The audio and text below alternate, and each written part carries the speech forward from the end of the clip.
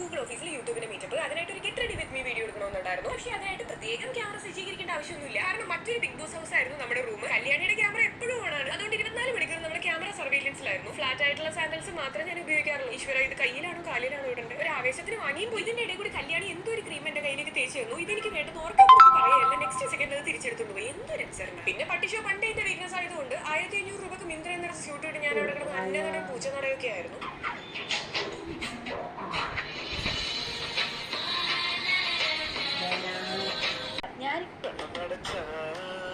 എടി, നമുക്കൊരു കാര്യം ചെയ്യാം. ഞാൻ ഇങ്ങനെ നിന്റെ ചെവിയിൽ എന്തെങ്കിലുമൊക്കെ പറയും. അപ്പൊ നീ അവളെ നോക്കി ചിരിക്കണം. ഓക്കെ അല്ലേ? ഓക്കെ. ചിരിക്ക്. എന്താടി? ചിരിക്ക്. എന്താടി പറ, എന്തിനാ ചിരിക്കുന്നേ? അതൊക്കെ എടി, നമുക്കൊരു ചിരിക്കണം.